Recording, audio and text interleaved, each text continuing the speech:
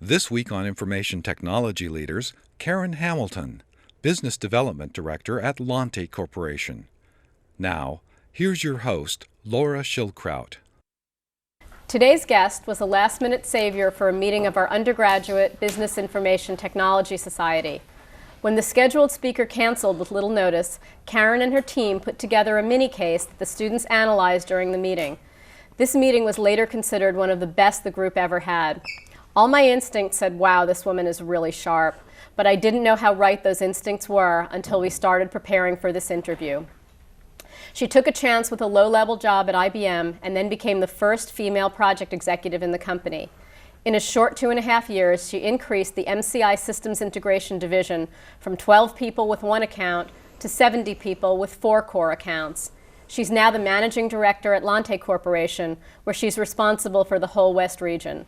And she's like the Pied Piper who gets past employees and clients to follow her to each job. Perhaps some of you will be inspired to join her parade. Please welcome Karen Hamilton.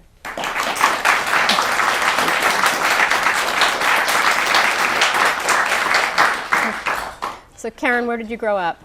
Oh gosh, all over. I was born in Anchorage, Alaska, and very quickly at I think 6 months old moved to California. My dad worked for the government. He was the chief budget officer for FAA, and so we traveled quite a bit from the East Coast to the West Coast and back and forth again. So we moved about every 3 or 4 years. Was that hard for you growing up? No, actually I really liked it. Yeah? Yeah, I did. It allowed me to make new friends and kind of always start over, and I'm kind of an outgoing person anyway, and I'm very social, so I always was comfortable in those situations. What are some of the values that you think you picked up from all that moving around? You know, I think it's important, especially for my job now. It's my job anytime I meet a new client or even hire new people to make them comfortable and feel at ease, and it allows me to obviously get comfortable and at ease quickly as well. So I've kind of taken that forward into my career today, and I think it's been a benefit. Yeah. Did you find that people did that with you? Were they open to the new kid, or were they kind of closed? You know, Fairfax, Virginia, absolutely the most open environment I ever went into, and it was great. And that was when we moved my freshman year of high school, we moved to Fairfax. So my sophomore year I started there, and that's a time when you're kind of nervous, right? Mm-hmm, yeah. And it was really comfortable, and they were great people, and I fit in really well, and so it gave me a lot of good social skills then. And what were you like in high school? Well, I studied some. I think school was pretty easy for me, so I probably didn't study as hard as I probably should have. I had a lot of fun and went to a lot of social outings and parties and things like that. But you know, at the end of the day, I always got back down to school and was able to graduate with good grades and a lot of fun behind me. And so just kind of started my path to college that way. When did you first know you were smart? Oh, I don't think you ever know you're smart. I think there's always someone smarter than you, right? In every situation, every day, you meet somebody and you wish that you could be like them or more like them. And I learned from everybody I meet, right? There's always a kernel or something that you can gain from everyone. So I don't believe you ever really feel smart. You always feel like it's not enough. Yeah. Yeah. I know. I tend to feel that way. Like you're always running to catch up. Always. Yeah. Right. Which you're is always good. behind. Yeah. In a way. Yeah. When did you first know the value of determination? You kind of learned that early. Yeah, I did. So I've never really taken no for an answer. I really believe where there's a will, there's a way, and you just have to figure it out. And when I was 5 years old, we lived also back in Virginia, and our neighbors they had this beautiful big queen-size bed. It was a canopy bed, and I wanted it in my room so badly, and they were going to sell it. And so I begged my parents for it. Can I please, please, please have it and put it in my room? And they said, no, honey, it's not going to fit. Oh, yeah, it's going to fit. Honey, it's not going to fit. So I went and took all these newspapers, and I measured the dimensions of the bed, and I came back to my house, and I measured them out and put them on the floor. And I brought my mom and dad in the room, and I said, I told you it would fit, right? Here it is, exactly, the footprint of the bed. So I got the bed. So they couldn't say no at yeah, that they point. couldn't say no. No, I won. Yeah. Even if we have to take the door apart. Exactly. Where did you go to college? Virginia Commonwealth University. And what made you decide to go there? My friends were all going there. Well, that's a good reason. Yeah, not really, no. My parents are moving back to the West Coast, and I really didn't want to go to a school where I didn't know anybody, and so 3 of my best friends were going to Virginia Commonwealth, and I chose to go to that same school. Looking back, I certainly wouldn't make that decision again. That's not why you choose a school. Obviously, you choose it for, its academics and its graduation record and all of those things that go into that. And But not me, I chose it for that. And it ended up being okay, but I'd choose differently today. Yeah, I know, I feel the same way. I wanted to go to a school where it wouldn't be as competitive, and now Right. I realize I missed out on Absolutely. a lot of things Yeah. by going the easier route. You bet. What was your major? Psychology. And you decided fairly quickly not to go into that major as part of your field. What made you make that decision?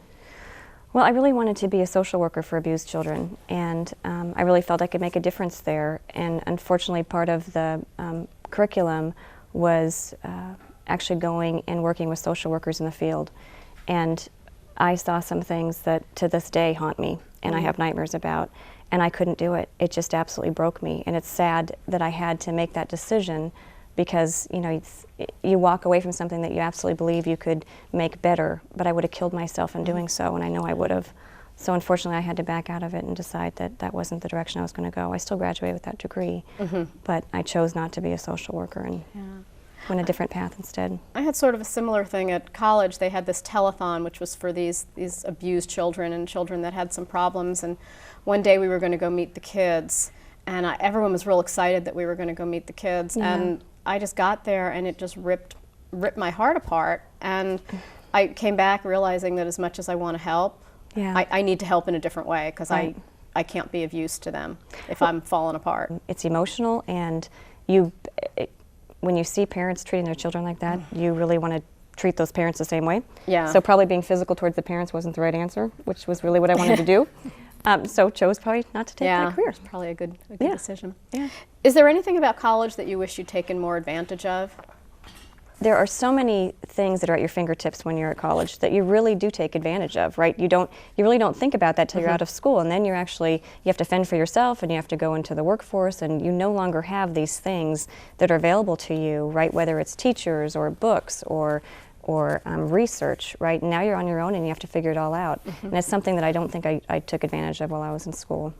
I certainly didn't to the extent that I should have or could have. So now you find yourself with a degree that you know you're not going to use, Yeah. and a big long career ahead of you. What did you do? Well, I called my brother, who was 9 years older than me, and he was working at IBM at the time as a manager, and I said, I need a job, and do you have anything available or open to me? And he said, well, yeah, we have a secretary job open for the branch manager. I said, oh, God, I don't want to be a secretary. I'll die of boredom in that job. He said, well, just come in and meet the guy and, just see where it goes. So I went in and I interviewed with him, and I really liked him. He was a smart man who I had a lot of respect for. I'd learned a lot from. And I just made an agreement with him, and I said, give me 6 months. I'll be the best secretary I ever had for 6 months, but don't just silo me or put me into the spot. Allow me to actually transfer over into the professional services side as an SE. And he said, I don't know you at all. Why would I make that commitment to you, right? And I said, well, we'll put it on paper, and if I actually don't follow through and I'm not who you think I could potentially be or who I think I can be, then all bets are off, right? And we can start over, but this is really what I'd ask of you. So we did, we made an agreement. And prior to 6 months being up, he actually did transfer me into an SE trainee role. An SE is? Systems engineer. What made you think that you wanted to go in that direction? I wanted to work with the clients. I wanted to be in the forefront, working with clients and helping to make a difference. And I knew I'd be good at that. So I just felt that was my path to get there. Yeah. I didn't have the skill set to do it. But you have the psychology background, so I did. you've got that part That's of right. it. I can figure them out. Tell us about the Washington Mutual Project. When, after Dennis transferred me over that, fairly quickly I started doing project management work, because I thought, again, that was something I could do pretty well, and it was pretty easy to me to do. IBM was a very large client. Washington Mutual was a very large client of IBM, and we're failing. Washington Mutual really disliked IBM, felt that they weren't following through on their commitments, that their services were poor, and they had a huge set of mainframes that were there they paid a monthly service fee for. And so it got to the point where Washington Mutual was just complaining all the time about the services that IBM was not performing. And so I went in really to create a set of reports to show all the things that we were doing, and we were doing positively and effectively, and see if it could turn it around. And actually it did. So very quickly it went from having IBM being disliked to them signing contracts with us, professional services contracts, starting out small, like $5 million to $10 million to $40 million, eventually getting to the largest outsourcing agreement IBM ever did, and it was a $540 million contract with Washington Mutual. It's sort of interesting that they would take somebody who was very young and not experienced and put them on a failing client? You know, I think they really just thought it's better than anything, right? We have nothing right now. The client complains all the time. Let's at least start focusing on the positive and see where it takes us. And, you know, fortunately, what I did is I went in and I started to build a relationship with all the different clients, and we started getting work out of it. So then you follow through on your commitments. So it sounds like, in a way, almost everything you touch turns to gold, but that can't possibly be true. Is there anything that happened that was a mistake that you remember? Yeah, I've made plenty of mistakes. Certainly one of them was at Washington Mutual as well. They were rolling out all new hardware and software to all of the financial services, all the banks, and there was 1,800 of them at the time. And in doing so, we had to price new servers and workstations for each one of them, and also we were building a new application at the time. And I went to price the hardware for Washington Mutual, and the team that was supposed to price it for me was out. They were out having a branch outing, and I didn't have time to wait because you never have time to wait. I don't have time to wait. So I went into the system and I thought, well, how hard can this be? And so its cost, which was the cost of the product, and I was going to add 7% margin on it, so cost plus 7. So I went in and I put all the configurations in and I did cost plus 7 and ran the numbers, and they looked great and actually looked really good. Ran them again just to make sure because I felt kind of nervous about them looking so good. And again, it ran the same numbers. So, okay, off I went, and I went and met with the CIO, and I said it was, you know, X millions of dollars to buy all the hardware and software. And he said, looks great. I have a board meeting tomorrow. I'm going to go get it approved. And so he did. He went to the board meeting the next day. I went to work the next day, and the team came back in, and I said, hey, just want to let you know I priced all this equipment. Can you just look at it and make sure I did it right and didn't make any errors? And so they put it in the system, and he said, oh my God, you did C plus 7. And I said, right, you know, cost plus 7. And he said, no. The system actually works backwards. You had to do C minus 7. What? But I wanted to add 7 points. No, it actually works opposite. You actually just gave him a 14% discount off of cost. Oh my God. What? It was a $10 million error. So, you know, I'm 23 years old, 24 years old, and I just made a $10 million error to one of the largest clients in Seattle. Oh my God. So I had to go tell him that. And so I met with my boss and I said, I am so sorry I made this huge error. What are we going to do? And he said, I'll tell you what we are going to do. You're going to go tell him you made a mistake. Oh, yeah, we're going to do nothing. Right. Okay. So I went home that night. I had to go the next day and tell him I went home that night and fretting and stewing and couldn't sleep, and I was just a wreck. So I called my dad and said, oh, Dad, I need help, right? You've been in business a long time. I'm this young kid. Help me, you know, can you give me some direction here? And he said, oh, honey, look, it put it all in perspective, right? I was the chief budget officer for FAA. One year I actually left out the entire East region's salary. That was a $50 million or $500 million error that I made. I had to go in front of Congress to get it approved, or these people weren't going to get paid, and I did it. So if I could do that, you can do this. Okay, makes sense to me, right? So off I went, and the next day I went into Jim and I said, Jim, I'm sorry I made this error, and it's $10 million, and unfortunately I can't eat it, right? It's something that you're going to have to. So he was really unhappy. But I'd built a good enough relationship. He said, I understand, and I appreciate your honesty, and he went forward and got the money, and we were okay. But I think the lesson there is you never, always trust your instinct, right? I knew the numbers looked too good. Yeah. I knew there was something wrong with it. I didn't have somebody else check, and of course I couldn't wait till the person came back to actually run the real numbers for me. So, you know, to do again, I wouldn't have done that. I would have waited and had someone else do it, or at least review them for me. Waited the next day, but then the next day it would have been too late for his board meeting. So Exactly. you were probably feeling pressured by his board meeting. That was my thought, but apparently it was a bad one, right? So you had all this great experience at IBM. What made you decide it was time to leave? IBM is a phenomenal training ground, and I was there for 10 years. And the resources that are available to you there are outstanding. For me, it was a very large company, and I really wanted to start working for a smaller company and really start to learn a little bit more about, get more, I guess, breadth versus depth, right? Secondly, at the time, IBM was a good old boy network. And I was a woman who went up the chains fairly quickly, or up the ranks fairly quickly, and I was fairly young when I got there. And I kind of bumped that ceiling, and it was very uncomfortable. I was typically the only woman in a room full of, 20 executive IBM men, and it was hard. Your voice was very small, and I wanted to work for a company where I had a stronger voice. I think it's important to kind of know that at the beginning of your career. Yeah, it is. And you know when it's time to, right? Yeah. I mean, you really do. You learn as much as you can, and then you start to bump that ceiling, and you just realize that there's probably a better place for you to work. Although I think there's almost a difference between when you know and when you tell yourself. Yeah, that's and there's true. usually about 6 months to a year That's true. difference. That's absolutely difference true. in there. Yeah.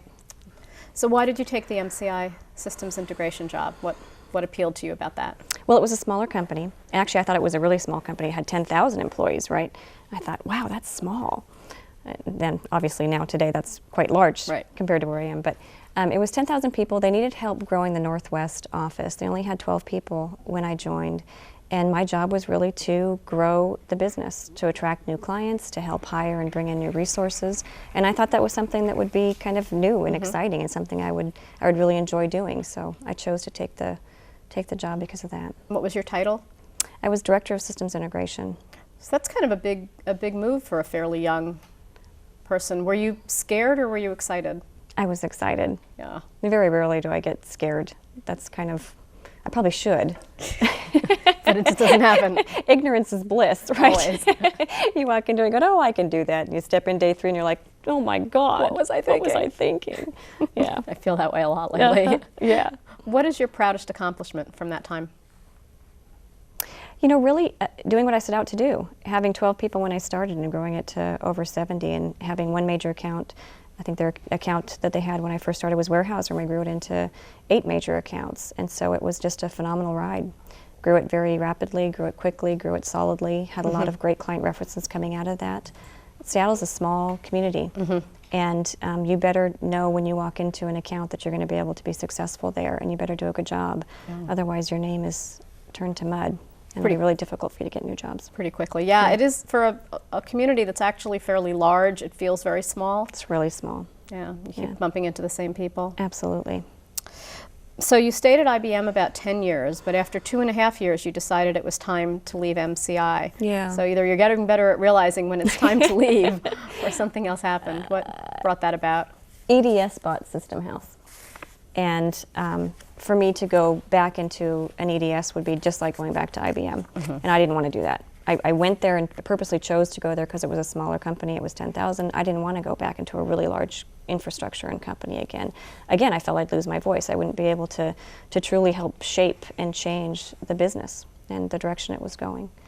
So about that same time, one of our board members for Lante, which is where I work now, John Altman, called and asked, he was looking for 2 people to come and really build out the Northwest. So you didn't go looking for him? No. Did he know that you were ready? Yeah, He well, sort of- I don't know. But he obviously knew enough to ask. Correct, that's correct. He knew that EDS had bought System House, and that was probably all he needed to know. You were now more kind of on a more external Actually, type always, approach? yeah. So all of the jobs I've always had has always been working with the clients externally. And certainly at System House, I had responsibility, like I said, for growing and hiring as well. But the majority of my job was really business development, which is bringing in new clients, then also just delivery oversight of the projects that we sold. So it was still very much first line working with clients, which is what I really always hope will be a part of my job. The one thing that I find interesting about Lante is that it's done some huge phases of reinventing itself. Can you talk about a couple of those and the things behind those decisions? Sure. So actually Lante's been around for 17 years.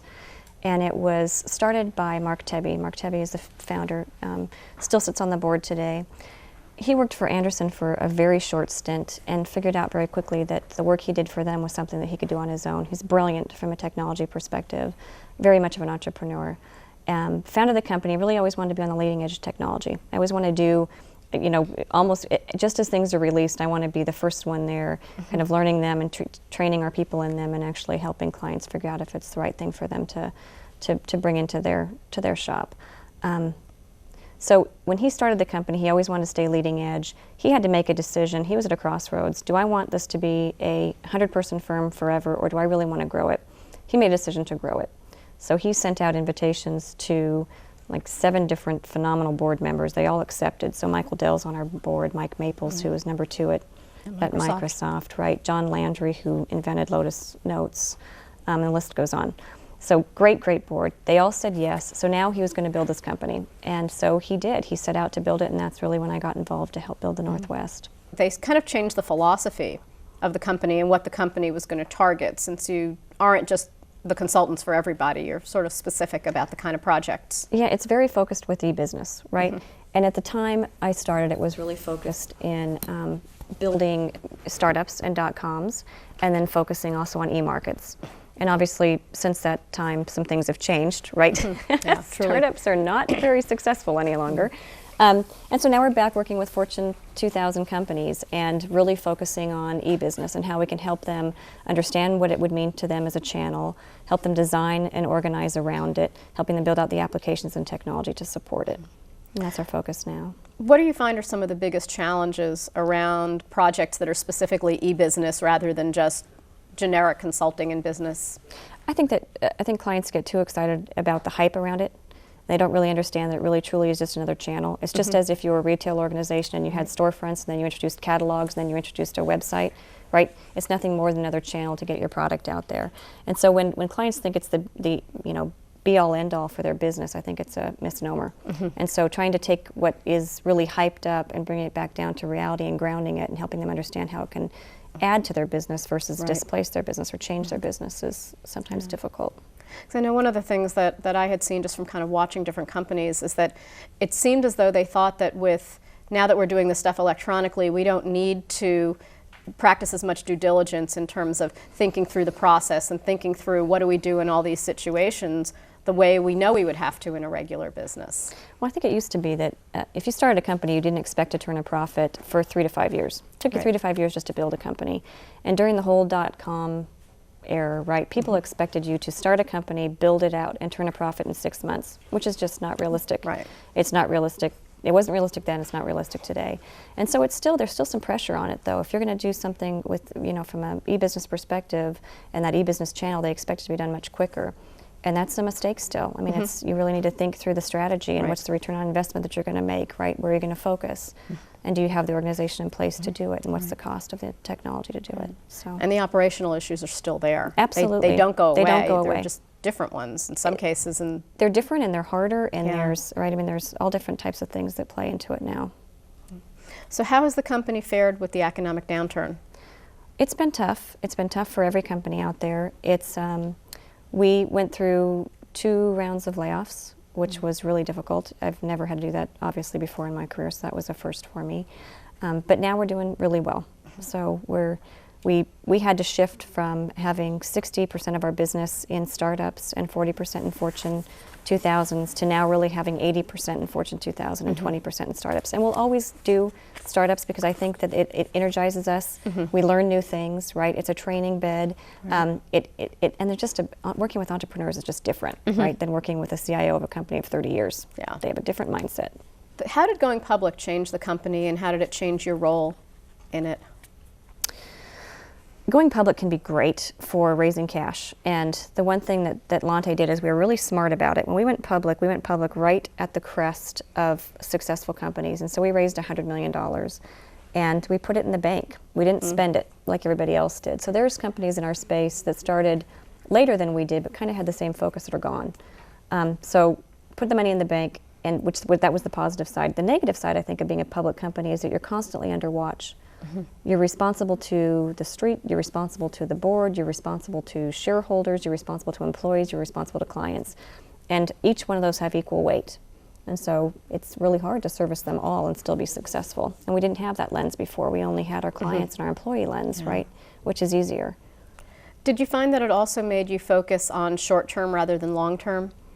Yes. Yeah. Unfortunately, this goes back to what the street expects now, right? And so they expect to break even very quickly. And so you quarter by quarter have to explain where you are from a financial perspective and your books are wide open. And that does make it difficult because you make decisions, you make conscious decisions, educated conscious decisions that you may or may not make if you weren't public. Right. But you have to make them. So. Yeah, and you can sort of end up cutting off a limb. That's right. That's the difficult part, right? And going through a series of layoffs is because it satisfies what you need to do from a cash break-even perspective versus what you necessarily would want to do from a growth perspective or an employee relationship perspective.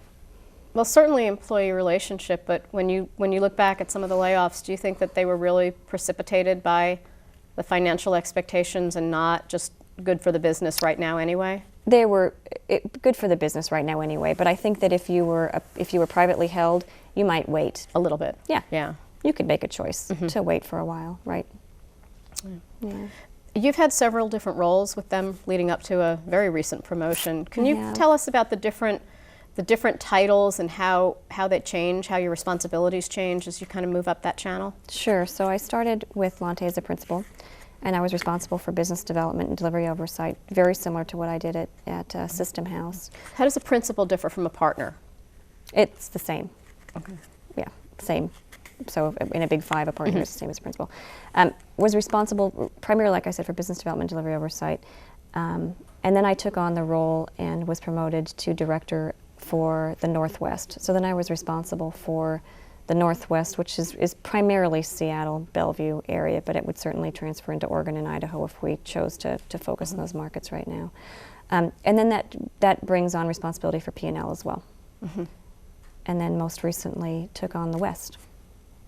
And that obviously has responsibility for, we have 3 regions in Lante, the West, the South, and the East. And I have, West, South, and East, and I have responsibility for the West. So you're really running the show now.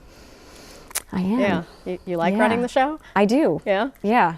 You know, it's one of those things that you can sideline, be the sideline ref or a sideline quarterback, or you can get in the game. I'd much rather be in the game. So I'm right smack in the heat of the game. I was going to say, you're in the game now. And I'm okay with that. Yeah. And is there any part about that that's negative, or is it all just positive? You're loving it. So far, it's really positive. What do you do to gain a client's respect? I mean, that's one of the things that's so important that you've mentioned as kind of a theme throughout. How do you do that? I think there's a couple different things that you need to do. Number one, you need to understand their business. Take the time to understand their business. Take the time to understand what their current issues are or what their needs are. Help them create and build a solution, right? And have the ability to do that. For me, it's because I grew up through the delivery background as a project manager. I know what we can and can't deliver, and so I can create a solution that is feasible and can be delivered for a client. And so once you tell them that, tell them what you can do for them, and then follow through on it, right, on your commitments, and that's really all that's necessary. And also, be honest. If you don't agree with the direction that they're going, tell them. They'd much rather have you do that than get down the path and then have them make a mistake. So, right. Yeah. And it seems as though that honesty and openness has been one of the backbones of your career throughout. It has. In a way. Yeah. And how do you deliver bad news? Oh, you just do it. I mean, it only gets worse with every day, right? So bad news on Monday is really bad news on Thursday, so you might as well share it on Monday, right? And it's never easy, and you don't want to do it, but again, it goes back to trust, right?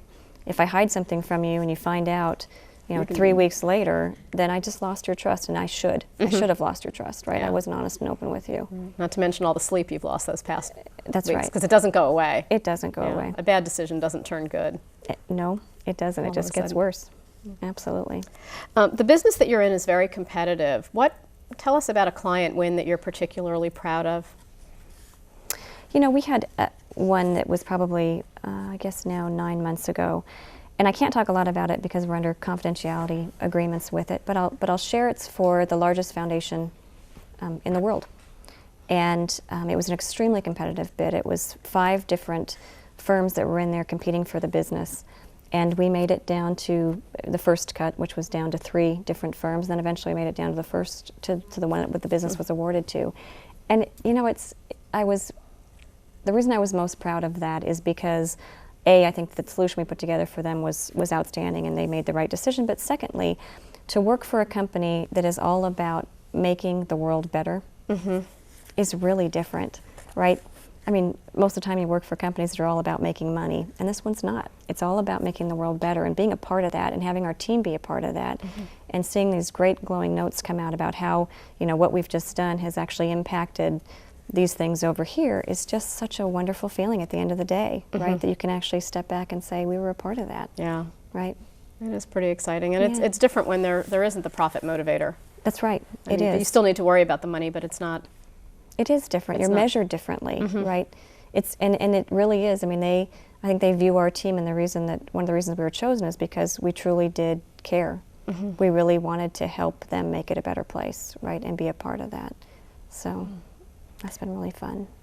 So at this point, you're sort of a big fish in a medium-sized sea. Do you have any desire to now go back into something even bigger, or are you kind of happy with the sea you're in? I like the sea I'm in right now. Yeah. I joined Lante to make a difference, and we're not done. So I'm not done. I'm here for a while. How would you describe your management style? Boy, there's so many different facets probably. First I guess I really like to provide direction, or here's the end goal and here's where we are, and I'm not going to tell you all the steps to take to get there, but I expect you to get to that end goal. And if you need help along the way, I'm here to help you. But I really trust people. And I trust that the way that you learn is by figuring it out, right? Certainly, if they get off course, right, I'm going to step back in and help them get on course.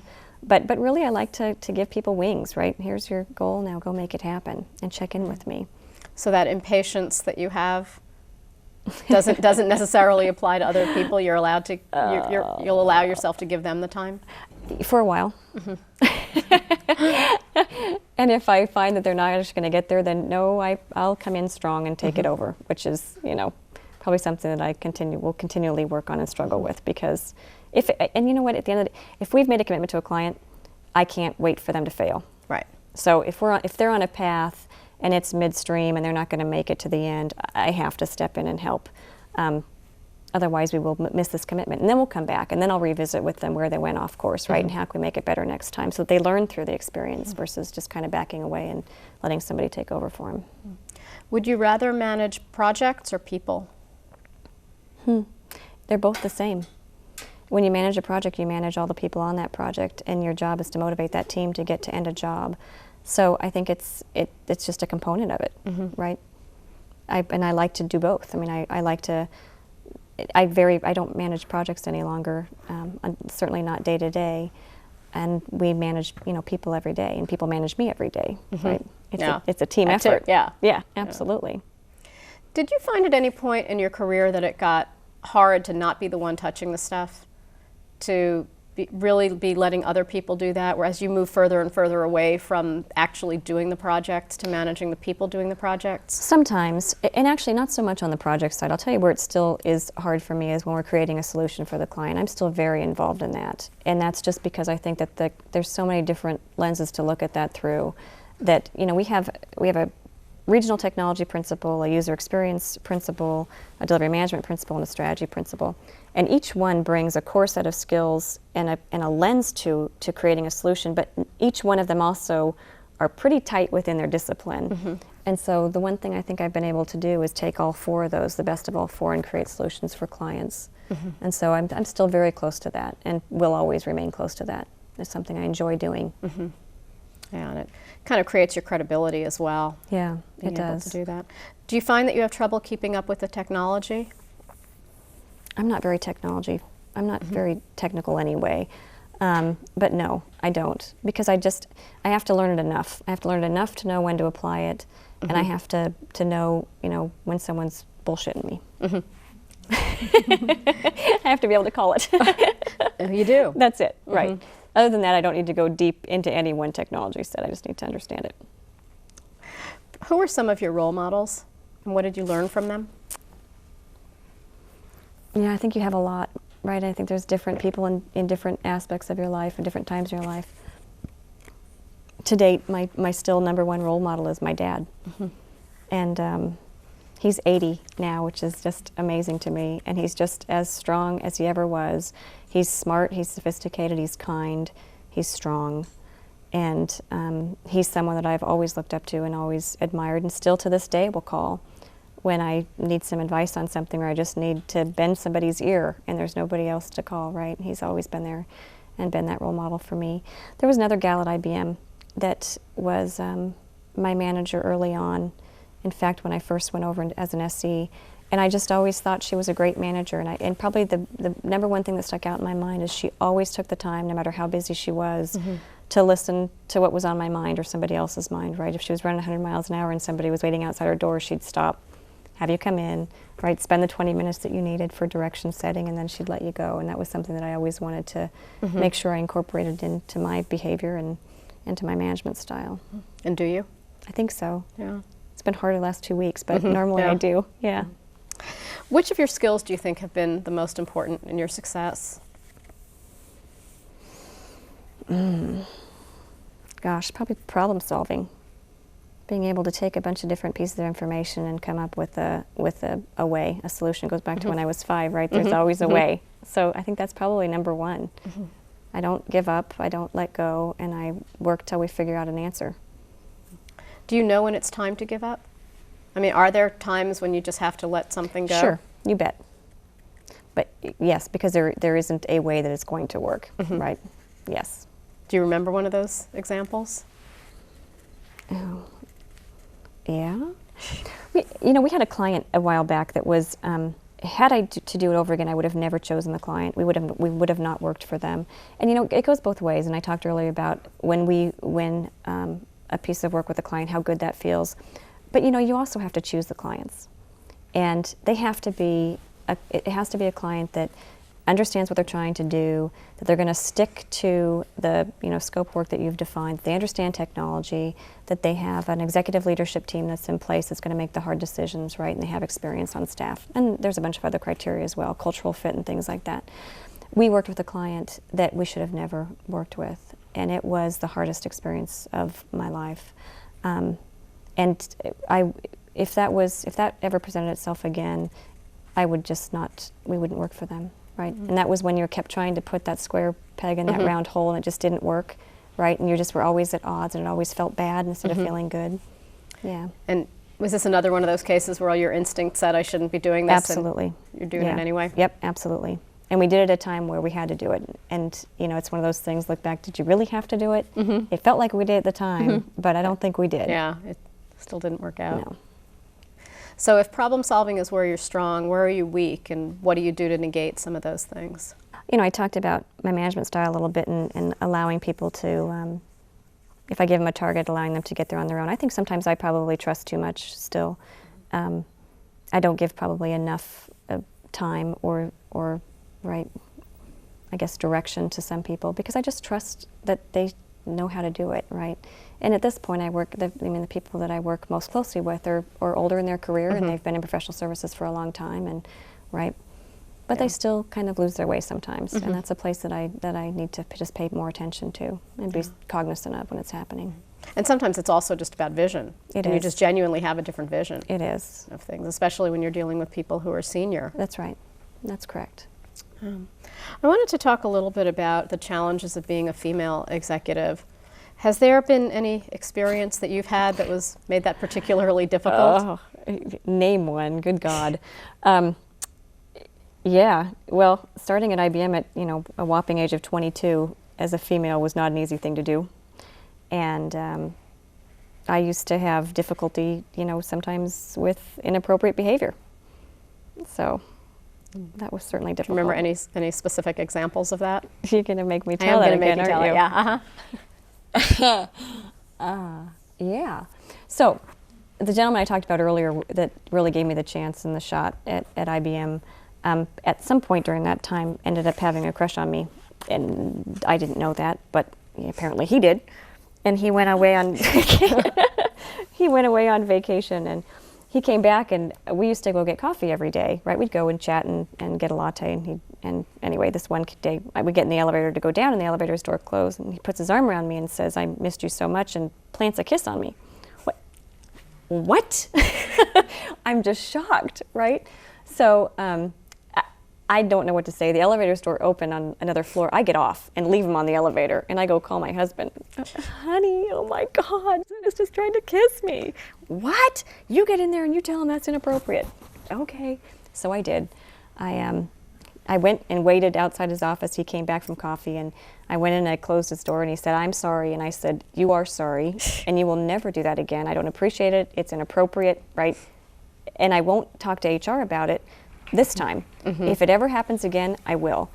So I was pretty clear about that. And I think it's just hard being a woman in business, period, right? And it's gotten so much better than it was 15 years ago, so much better.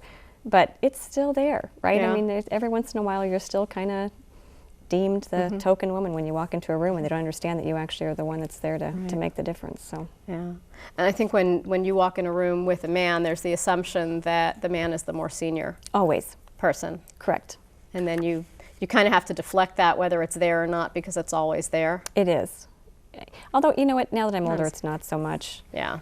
unfortunately. I take it, now that you're older, they're like, oh yeah, it must be her. Hey! Yeah, so you lose either way, basically. Right.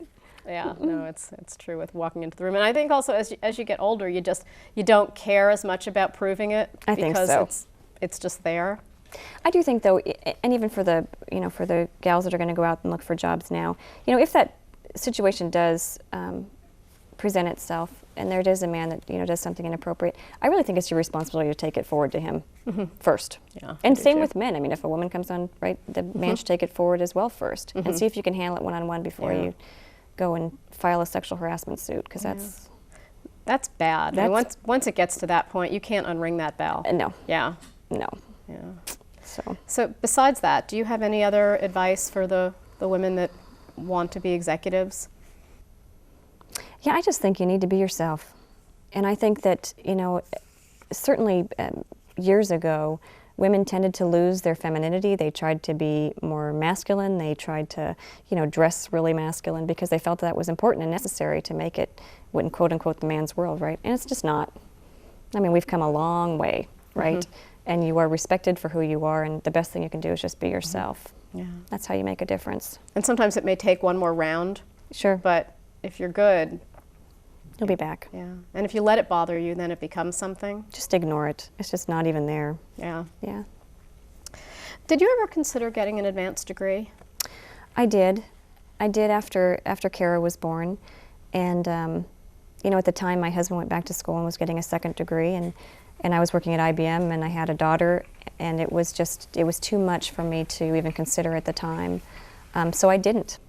And, I wish I had, just because it's such a great opportunity to be able to have, right? To be able to go back to school, get that degree, being able to have those resources again at your fingertips, learn so much more. And I can tell when I hire people who have advanced degrees versus those that don't. They are more polished, right? They know how to research things better. Their work is a better quality, right? It's very prevalent in their work product. I think you could learn it eventually, just being from street smart, but you could have also gotten there through school an advanced degree. Yeah.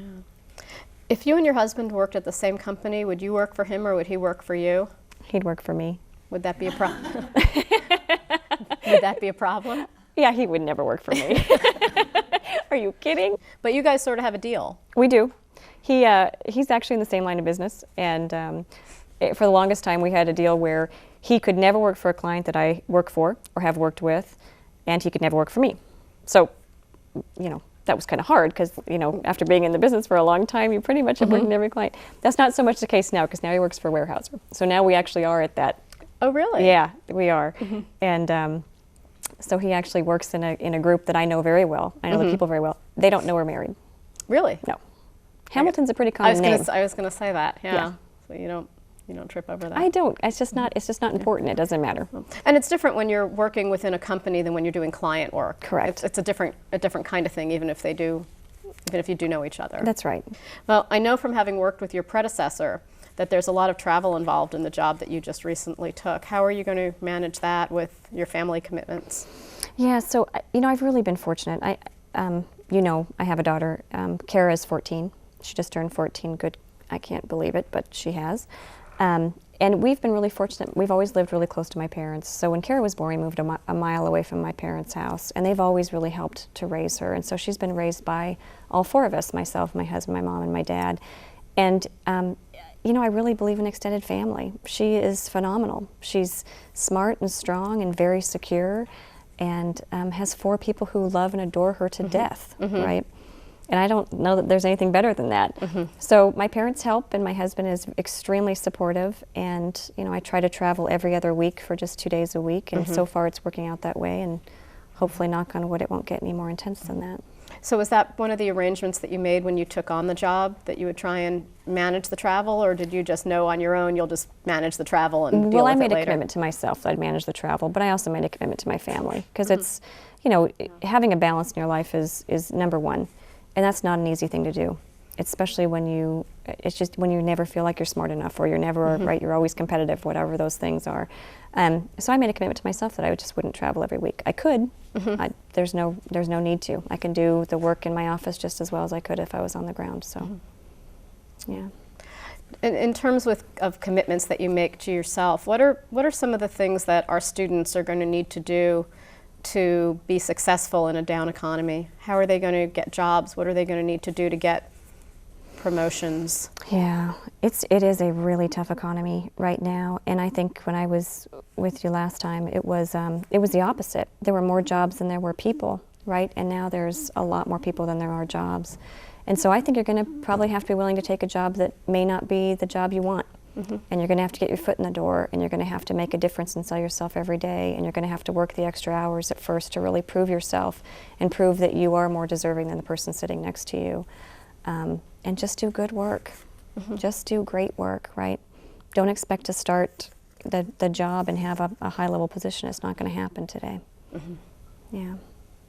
We'll take questions from the audience right after this break. The University of Washington Business School, located in Seattle, Washington, ranks among the top business schools in the United States. Information Technology Leaders is one of the many ways the UW Business School forges partnerships and reaches out beyond the university. For more information about the University of Washington Business School or Information Technology Leaders, visit informationtechnologyleaders.com. Salmon have to overcome incredible odds to survive. Sometimes people can help. I led a research project on flow rates in a local stream. Working with research assistants from psychology and English opened my eyes to the complex relationship between science and public policy. Now, when I work with school kids at the UW hatchery, I tell them the whole story of salmon, forests, streams, and human habitation. Future generations, salmon, and people will benefit from our research. Hi, Karen. I'm curious, with the current integration with Luminant, how do you see Lante's office and company adjusting or changing? Great question. You did some research. So let's see. In Seattle, it's pretty small. There was 8 folks from Luminant that joined us, but it did allow us to open up 2 new significant offices in Texas, and it also allowed us to really reopen our New York office.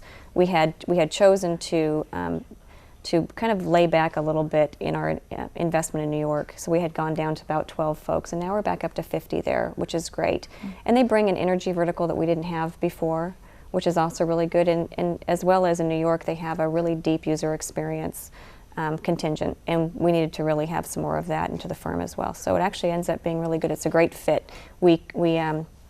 We each bring something to the table, which is really what you want when you acquire a company. You really don't want just an overlay of your company. You really want to bring somebody in who's going to add to the volume that you have. Great, thank you. Thanks. Karen, I wanted to ask you, you graduated with a degree in psychology and you probably didn't know too much about computers or business. Could you talk a little bit about your training experience with IBM and how well they do that? Sure. So one of the things that I had to commit to agree to do when we signed this 6-month contract is I'd actually go and I'd take coding classes. So I had to learn how to code in COBOL and C, and hated it because that just wasn't my bag of tea or my cup of tea. So did it for a little while, and then really got into project management where I could lean heavily on the architects and the developers for the technology expertise. And then, really over time, like I said earlier, you just kind of learn it, right? It just starts to be something that you're comfortable with and more familiar with, and you can call it. You can ask the right questions to make sure they understand what they're talking about, so that you don't lead a client astray or you don't have a project that runs off track. And IBM just has a phenomenal amount of training curriculum anyway, right? I probably went to at least 2 months of training a year, and they paid for all of it. And it was everything from project management to contract negotiation to technical reviews to QA to name it, and it was available to me. So that's what I meant when it was a great training ground, because that was available to me. Thank you. I'm learning to care for prostate cancer patients at a UW teaching hospital. I study cancer cells from those same patients in the lab. Being able to study the disease, care for patients suffering from it, and research new ways to diagnose it helps me to see the whole cancer care picture. I'm researching a way to isolate a patient's cancer cells. Then we can determine how to treat them effectively and increase a patient's chances of survival. That would be so exciting. I'd like to close with a quote from somebody that Karen has worked with. Karen is a whirlwind. In the region of Lante's practice has grown tremendously, largely as a result of Karen's ability to attract and retain clients. She's determined and strong-willed. She refuses to accept defeat and will find alternate approaches to achieve project goals. She becomes a critical part of any team, doing whatever needs to be done, from untangling confusion, getting to clarity on projects, to ordering dinner when the team is working late to meet a tight deadline. She balances leadership with the human side by trusting and empowering her staff, encouraging them to be open with her, yet still maintaining a strong leadership presence. It's an absolute pleasure to know her and to work with her. Thank you. Thank you, Karen. Appreciate it.